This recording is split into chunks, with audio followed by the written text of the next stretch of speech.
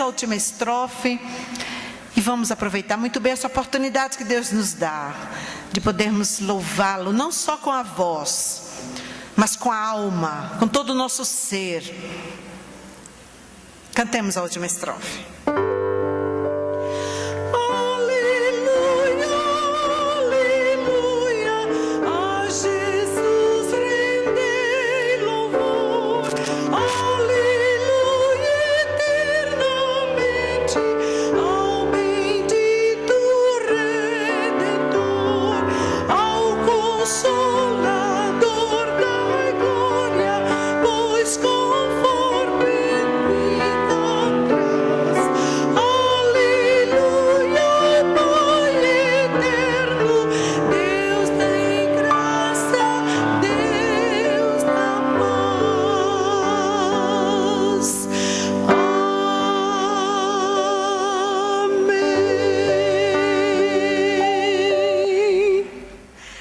Deus deseja que você volte.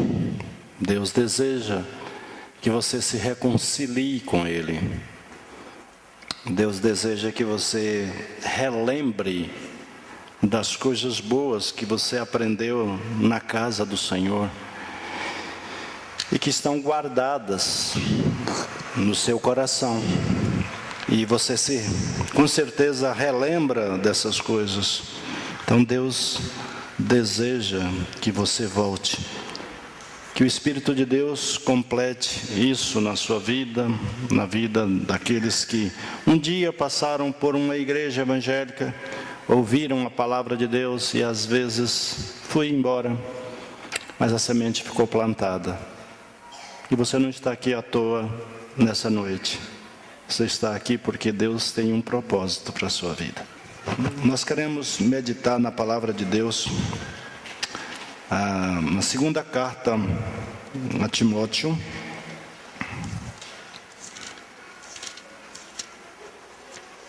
capítulo 3,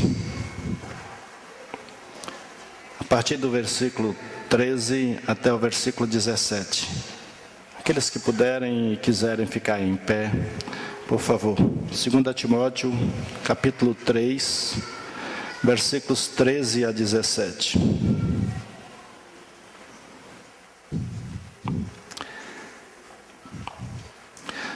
Mas os homens maus e enganadores irão de mal para pior, enganando e sendo enganados. Tu, porém, permanece naquilo que aprendeste e de que foste inteirado, sabendo de quem o tens aprendido, e que desde a tua meninice sabe as sagradas letras, que podem fazer-te sábio para a salvação, pela fé que há em Cristo Jesus. Toda a Escritura divinamente inspirada é proveitosa para ensinar, para redarguir, para corrigir, para instruir em justiça, para que o homem de Deus seja perfeito e perfeitamente instruído para toda a boa obra. Amém? Podem assentar. Nós estamos vivendo dias difíceis no meio evangélico. Nós estamos vendo e ouvindo algumas reportagens de baixo nível de tratamento que não deveria acontecer, mas infelizmente acontece.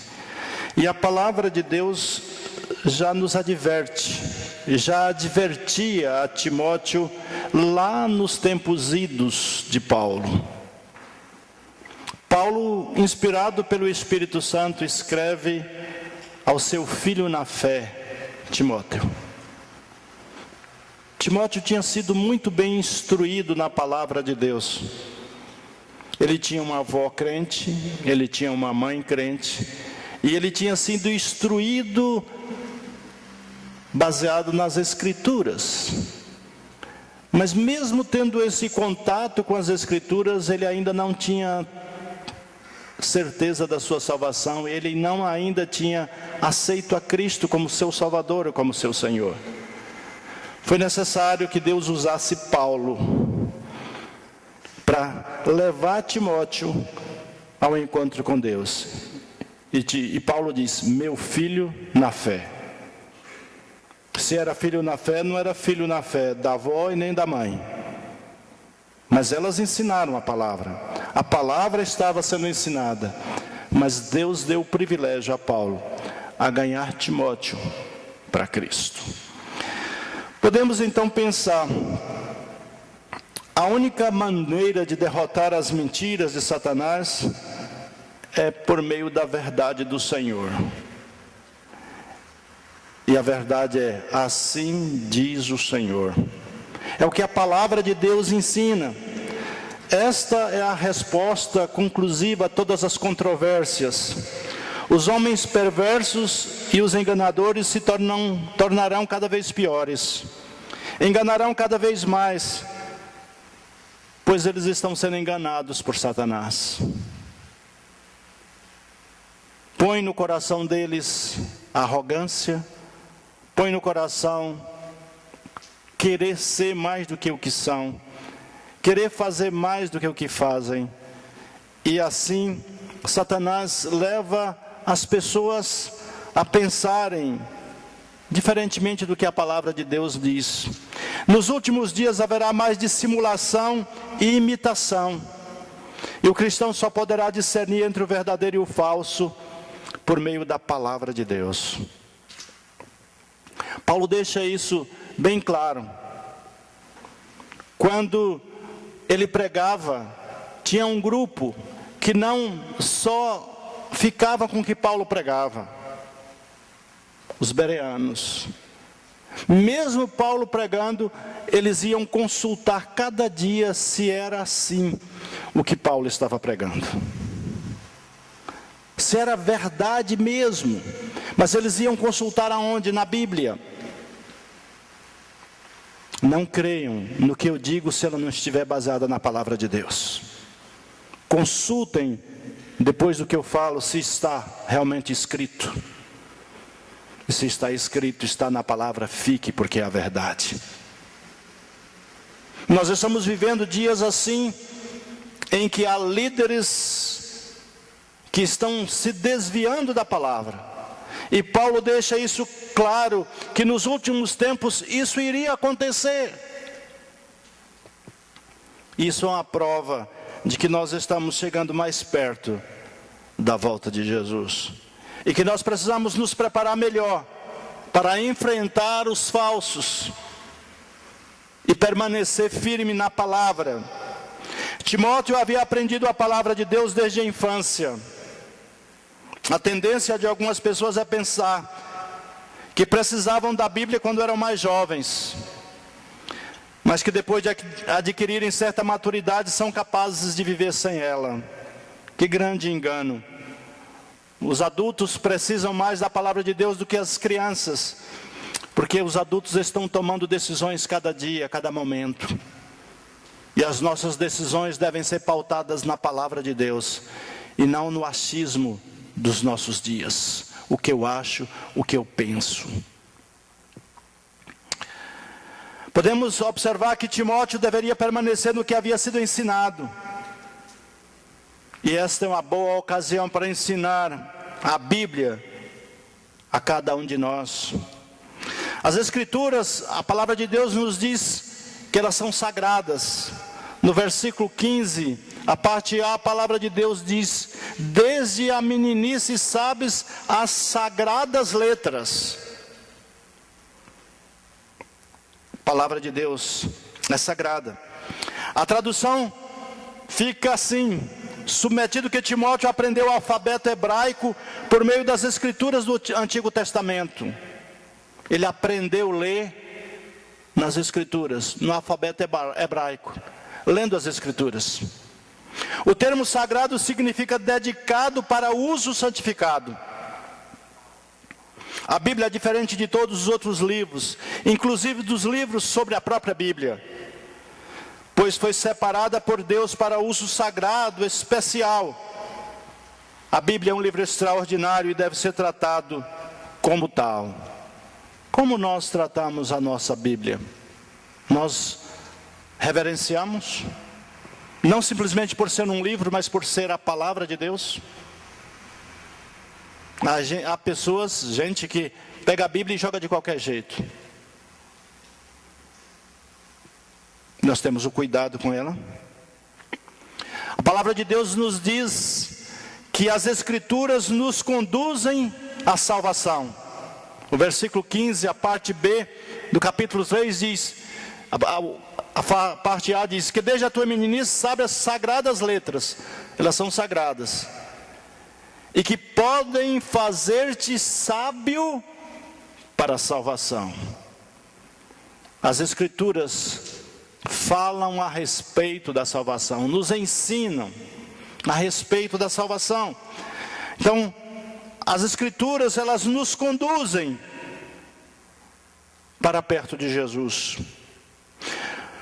Não somos salvos por crer na Bíblia, mas sim pela fé no Cristo que é revelado na Bíblia. Satanás conhece a Bíblia, mas não é salvo. Timóteo foi educado nas Sagradas Escrituras em um lar piedoso. No entanto, só foi salvo quando Paulo o levou a Cristo. Qual é a relação entre a Bíblia e a salvação? Em primeiro lugar, a Bíblia revela a necessidade que cada um de nós tem de ser salvo. É um espelho que mostra como somos imundos aos olhos de Deus. Nós somos pecadores. A nossa tendência é para o mal. A Bíblia explica que todo pecador perdido é condenado. Todo pecador sem Cristo está condenado. João 3, 18 a 21, a palavra de Deus diz o seguinte. João 3, versículos 18 a 21, a palavra de Deus fala assim: quem crê nele não é condenado, mas quem não crê já está condenado, porquanto não crê no nome do unigênito Filho de Deus. E a condenação é esta, que a luz veio ao mundo e os homens amaram mais as trevas do que a luz, porque as suas obras eram más.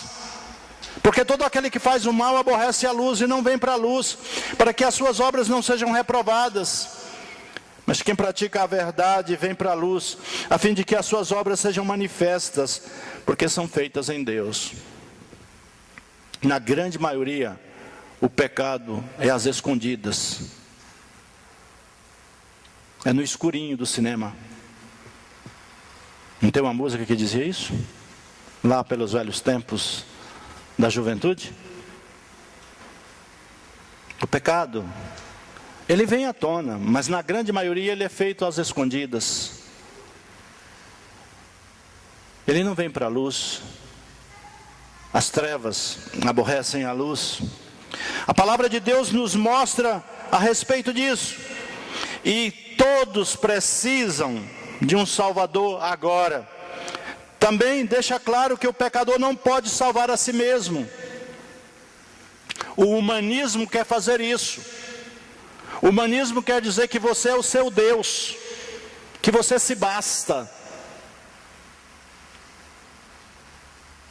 Mas nunca vi um homem tão infeliz como nos nossos dias, quando pensa assim, que ele se basta. Há pessoas tão ricas que pensam que se bastam, mas infelizmente, ontem sexta-feira e sábado, nós estávamos pela manhã em Mineiros, assistindo encontro de casais com o pastor presbiteriano, Hernandes Dias Lopes. E lá na mensagem que ele estava pronunciando, ele estava dizendo o seguinte, que um homem de negócios se aproximou do tesoureiro, daquele que lidava com todos os negócios de Rockefeller, um dos homens mais ricos que o mundo já teve. E ele foi e perguntou ao homem que cuidava dos negócios dele: quanto foi que Rockefeller deixou? Ele só deixou tudo, não levou nada. Não falou em números, mas não levou nada. Tem muitos que confiam na riqueza, que confiam na posição social, que confiam nos diplomas que têm, nas formaturas que têm. Estou dizendo aqui que você não deva estudar, que você não deva trabalhar. Deve estudar. Mas não ponha a sua confiança nisso. Ponha a sua confiança no Senhor. Põe a sua confiança em Deus. Porque essas coisas todas vão ficar. Queremos construir um templo bonito para a glória de Deus? Queremos, mas vai ficar. Não vai não. No caixão para onde você vai, e eu também, não tem gaveta para levar os seus bens. E mais cedo ou mais tarde eu vou entrar naquele caixão e vão fechar a tampa. E vão fechar sobre você também. Pode escrever. E você e eu não vamos levar nada. Por isso a salvação é necessária agora. Que você tenha um verdadeiro encontro com Cristo. Porque o que realmente vale a pena é ser de Jesus. É ter certeza da salvação. E se você não tem Cristo, já está condenado. A Bíblia, ela ajudará você a ter certeza da salvação. Em 1 João 5, 9 a 13, primeira carta de João, capítulo 5, os versículos 9 a 13, a palavra de Deus diz assim: se recebemos o testemunho dos homens, o testemunho de Deus é maior, porque o testemunho de Deus é este, que de seu Filho testificou.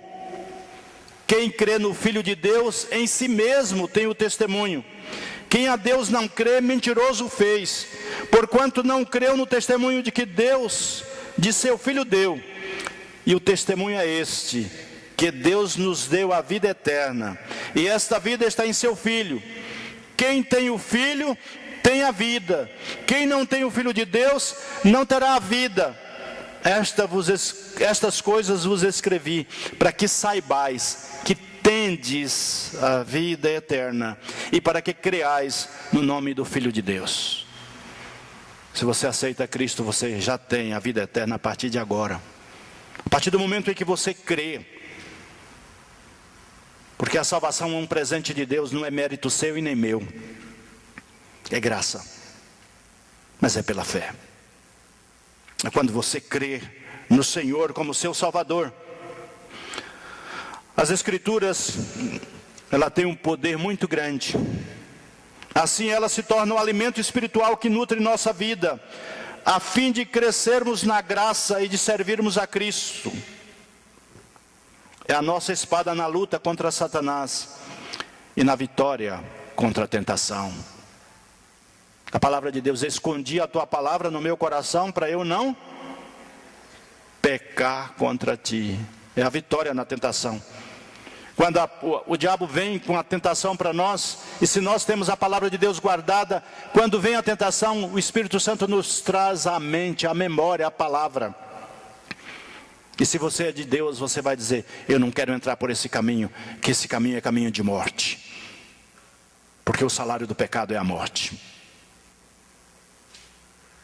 E se não morre fisicamente naquela hora, mas vai estar morrendo espiritualmente, a tristeza, a culpa, o sentimento ruim toma conta daquele que se afasta do Senhor. As Escrituras são verdadeiras e confiáveis.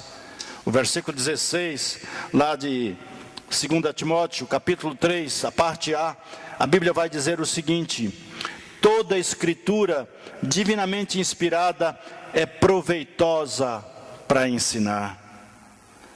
As Escrituras são verdadeiras, são confiáveis. Toda a Escritura é inspirada por Deus. A doutrina da inspiração das Escrituras é de importância vital, e também uma doutrina que Satanás tem atacado desde o princípio. Lá em Gênesis 3:1, o próprio diabo tenta para tirar da mente o que Deus diz. Diz assim: ora, a serpente era mais astuta que todas as alimárias do campo que o Senhor Deus tinha feito. E esta disse à mulher: é assim que Deus disse, não comereis de toda a árvore do jardim? O que é que o diabo estava fazendo? Tentando tirar da mente de Eva a ordem de Deus. Deus disse que não era para comer. E o diabo foi e colocou a dúvida na palavra, na mente de Eva, querendo conturbar a mente. E é isso que ele faz com muita gente, tentando colocar a dúvida, tentando dizer que a palavra de Deus não é assim, que a palavra de Deus é velha, que a palavra de Deus caducou. E querem colocar outros valores acima da palavra de Deus. Coitados, com toda a sabedoria que você tem, com todos os diplomas que você tem, e se você quiser colocá-los diante ou acima da palavra de Deus, você é um eterno derrotado e frustrado na vida. Passarão os céus e a terra, mas as minhas palavras não hão de passar. O que permanece é a palavra de Deus. Temos muita coisa da ciência? Temos. Podemos aproveitá-la? Sim. E Deus quer que aproveitemos? Sim. Mas a palavra de Deus é a inspirada por Deus, é superior a todas. A palavra de Deus nos mostra isso. É inconcebível que Deus desse a seu povo um livro no qual não pudesse confiar. Quando Deus deu a palavra, porque ela é a verdade. E lá no Velho Testamento, lá em Deuteronômio, no capítulo 32, no versículo 4, a palavra de Deus vai dizer assim, Deuteronômio 32, versículo 4: Ele é a rocha, cuja obra é perfeita, porque todos os seus caminhos, juízos são. Deus é a verdade, e não há nele injustiça, justo e reto é. Deus é a verdade. A sua palavra é a verdade. Ele fala o que é verdadeiro. Podemos até não acreditar, mas as consequências serão sérias. E você tem o direito, você tem um livre-arbítrio. Você pode dizer: eu não acredito nisso que o pastor está dizendo. Pode. Eu não creio nisso. Pode. Mas vai chegar um dia que você vai ter que se dobrar diante dessa verdade, porque essa é a palavra de Deus. Jesus Cristo é a verdade. Deus é a verdade. Lá em Deuteronômio, em João 14,6, a Bíblia diz: Jesus Cristo é o caminho. Ele disse: eu sou o caminho, a verdade e a vida. Então Deus é a verdade, Jesus é a verdade, e o Espírito Santo é a verdade. 1 João 5,6, a palavra de Deus vai dizer isso, lá em 1 João, capítulo 5, e o versículo de número 6, a palavra de Deus diz: este é aquele que veio por água e sangue, isto é, Jesus Cristo, não só por água, mas por água e por sangue, e o Espírito é o que testifica, porque o Espírito é a verdade. Trindade Santa, a verdade, Pai, Filho, Espírito Santo. É verdade. Então a palavra de Deus nos mostra tudo isso, para que nós possamos nos firmar na palavra. Jesus afirma das Escrituras: a tua palavra é a verdade. Lá em João 17:17, a tua palavra é a verdade. O Espírito Santo de Deus usou homens de Deus para escrever a palavra de Deus. Lá em 2 Pedro, capítulo 1, versículos 20 e 21. Fala que Deus separou homens inspirados por Deus, para escrever o que Deus tinha na mente dele, para que isso viesse para a minha mente e para a sua mente. O Espírito não apagou as características naturais dos escritores. Antes, em sua providência, Deus preparou escritores para a tarefa de redigir as Escrituras. Cada um deles tem o seu estilo e vocabulário próprios. Cada livro da Bíblia originou-se de um conjunto específico de circunstâncias. Ao preparar os homens, ao conduzir a história e ao operar por meio do Espírito, Deus realizou o milagre das Escrituras. A inspiração bíblica refere-se à influência sobrenatural do Espírito Santo sobre os escritores, garantindo que as palavras que escreveram seriam precisas e fidedignas. A revelação é a comunicação da verdade ao ser humano por Deus.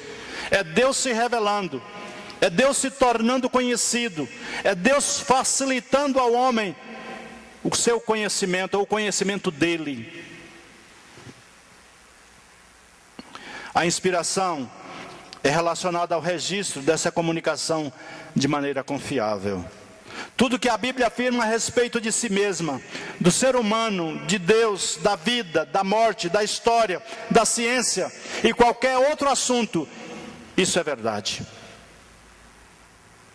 Eu posso confiar nela. E eu quero confiar nela. E eu quero seguir o que ela me ensina. Porque a minha felicidade vai depender da minha obediência para com Deus. A sua felicidade vai depender da sua obediência para com Deus. As Escrituras são úteis. Versículo 16, a parte B, lá de 2 Timóteo 3,16, a parte B. Toda a Escritura é divinamente inspirada, proveitosa para ensinar, a parte A, para redarguir, para corrigir, para instruir em justiça. Elas são úteis para o ensino, aquilo que é certo. Elas são úteis para a repreensão, aquilo que é errado. São úteis para a correção, para fazer o que é certo. São úteis para a educação na justiça, como permanecer no caminho certo. O cristão que estuda a Bíblia e que aplica o que aprende, cresce em santidade e evita muitas ciladas do diabo.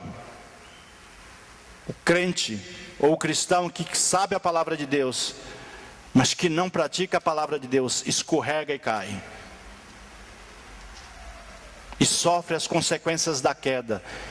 Porque Deus perdoa o meu pecado, mas não perdoa as consequências do meu pecado. Eu sofro.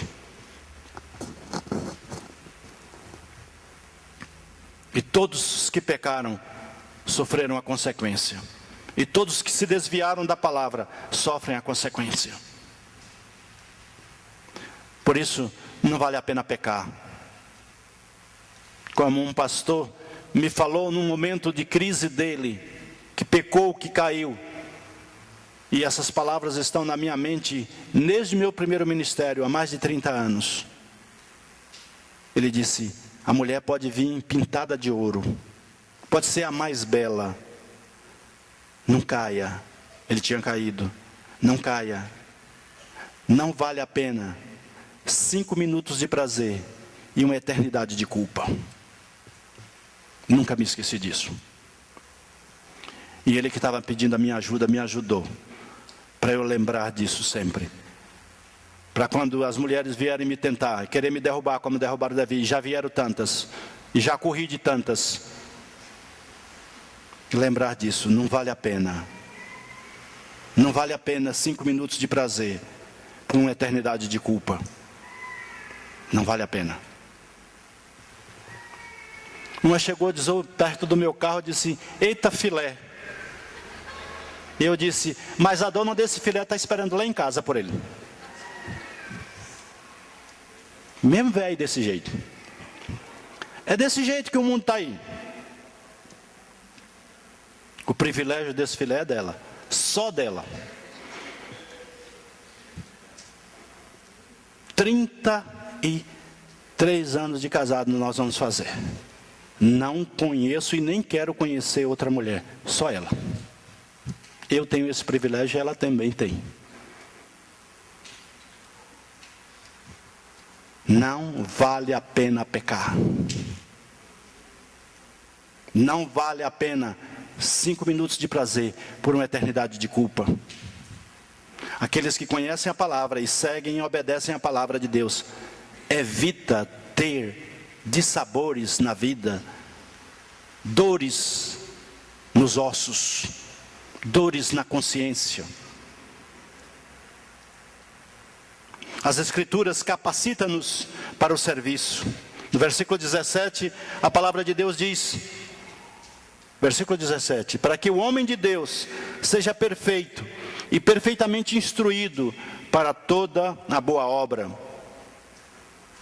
Paulo chama Timóteo de homem de Deus, lá em 1 Timóteo 6,11.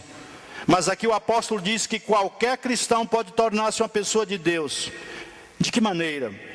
Estudando a palavra de Deus, obedecendo ao que ela diz e deixando que controle sua vida. Convém observar que todos os homens de Deus citados nas Escrituras, Moisés, Samuel, Elias, Eliseu, Davi, Timóteo, foram homens que se dedicaram à palavra de Deus. Homens de Deus, que se dedicaram à leitura e à prática dessa palavra. Duas palavras neste versículo são especialmente importantes: perfeito e habilitado. O termo traduzido por perfeito significa completo, em boa forma ou bom estado. Não sugere de modo algum a perfeição impecável, antes implica adequação para o uso. E o adjetivo habilitado tem um significado parecido: preparado para o serviço. Ou seja, a palavra de Deus equipa e capacita o cristão para que viva de uma maneira agradável a Deus e realize a obra da qual Deus o incumbiu. Quanto melhor conhecermos a palavra de Deus, mais capazes seremos de viver e de trabalhar para Deus. O objeto de estudo bíblico não é apenas compreender as doutrinas, nem ser capaz de defender a fé, por mais importantes que essas coisas sejam. O objetivo maior é que para o cristão que lê a Bíblia, é a palavra de Deus que prepara o povo de Deus para realizar a obra de Deus. Nessa noite, você veio aqui, e eu espero que você tenha vindo, não por qualquer outro motivo, mas para ouvir a palavra de Deus. Porque nós levamos Deus a sério, porque nós queremos pregar a palavra, porque sabemos que a palavra é que permanece para sempre. E é a palavra que vai tocar fundo, no mais profundo do nosso ser. É a palavra que vai mostrar o meu erro, o meu pecado. É a palavra que vai dizer que eu preciso me arrepender, que eu preciso me corrigir, que eu preciso voltar para Deus de verdade. Como já disse um membro dessa igreja, eu preciso é criar vergonha e voltar para Deus. E não fui eu quem disse, foi Ele mesmo que disse. Nessa noite, Deus está a tocar no seu coração. Se arrependa e volte para Deus, para a sua própria felicidade. Só assim você vai ser verdadeiramente feliz. Você só será feliz em Deus. Fora de Deus, você é um infeliz. Com tudo que você tem, com tudo que você é, mas sem Deus, você é um eterno infeliz. Porque a nossa felicidade, ela está em Deus, que nos realiza, que nos completa. Abra o seu coração, abra a sua mente, entregue sua vida para Deus. E esse é o momento de se arrepender, de se reconciliar com Deus, de se reconciliar com a igreja de Jesus, verdadeiramente, assumindo um compromisso não simplesmente com o pastor ou com a igreja, mas assumindo um compromisso com Deus. Porque é diante dele que você está, e é diante de Jesus Cristo que um dia você vai ter que prestar contas. Porque a Bíblia diz que naquele dia todo joelho há de se dobrar e toda língua há de confessar que Jesus Cristo é o Senhor, para a glória de Deus Pai. Você pode até querer escorregar agora, você pode até querer fugir agora, mas no dia do juízo final não tem escapatória. É sério. E o Espírito de Deus está falando ao seu coração.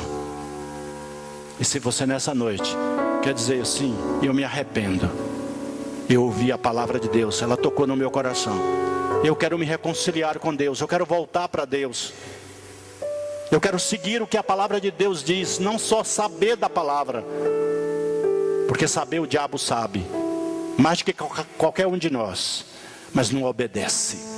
O cristão é aquele que sabe e que obedece a palavra de Deus. Alguém nessa noite que Deus falou ao seu coração e você quer se reconciliar com Deus, você quer voltar para Deus. A igreja está em oração. Levante a sua mão onde você está. Se Deus falou ao seu coração, esse é o momento da sua entrega, da sua dedicação, de colocar a sua vida no altar de Deus. É um momento de volta para o eterno. Se arrependa antes que seja tarde. Alguém nessa noite, Deus está falando ao seu coração. Se Deus tocou no seu coração, não feche a porta, não feche a sua mente, não feche seu espírito, e não fique acanhado de se reconciliar. Fique acanhado de pecar. Tenha vergonha de pecar, não de se reconciliar, não de reconhecer que errou e está pedindo perdão. Esse é o momento de uma entrega, de uma volta, de uma reconciliação com Deus e com essa igreja. Alguém nesse sentido? Levante a sua mão. Deus abençoe esse jovem. Mas alguém nessa noite que Deus falou ao seu coração e você quer se reconciliar, você quer andar com Jesus, você quer assumir um compromisso com Ele e dizer: Deus, eu não dou conta de ser verdadeiro, eu não dou conta de fazer as coisas certas, mas Deus, eu quero, me ajude a vencer. Se você for honesto, dizer isso: Deus, eu não dou conta de fazer o que é certo, mas eu quero fazer o que é certo, eu quero te obedecer, me ajude, Deus. Foi essa minha oração quando Deus me chamou para ser pastor. Disse: Deus, eu não dou conta de ser pastor, eu não quero ser pastor, mas o Senhor está me chamando. Muda meu ser, transforme meu ser, me ajude, porque eu preciso da tua ajuda. E nesses 33, quase 33 anos, Deus tem me ajudado, porque eu não mereço ser pastor, eu não dou conta de ser pastor. Só pela misericórdia de Deus, só a graça de Deus me capacita para ser.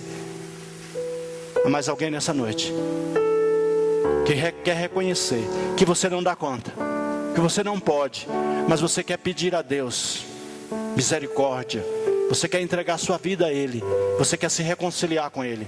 Há mais alguém? Você quer se reconciliar com essa igreja e você quer vir fazer parte dela, se tornar membro dela. Alguém nessa situação? Levante a sua mão onde você está. Deus abençoe. Há mais alguém nessa noite? Deus abençoe você. Deus quer realmente mudar a sua vida. Deus quer que você venha e participe como corpo de Cristo. Há mais alguém nessa noite? Vamos cantar. Vamos deixar Deus falar também através da música, e depois nós estaremos encerrando o apelo.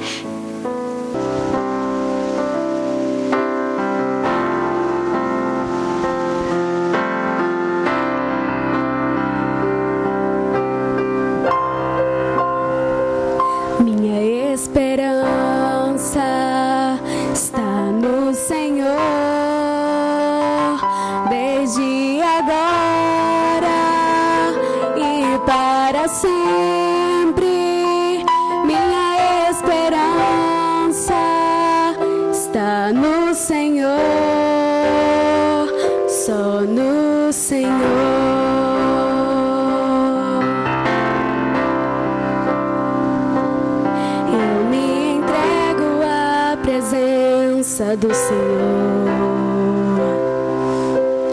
o que conhece o começo e o fim, o vendaval diante dele se acalmou. Ele morreu por nós, por você e por mim. Minha esperança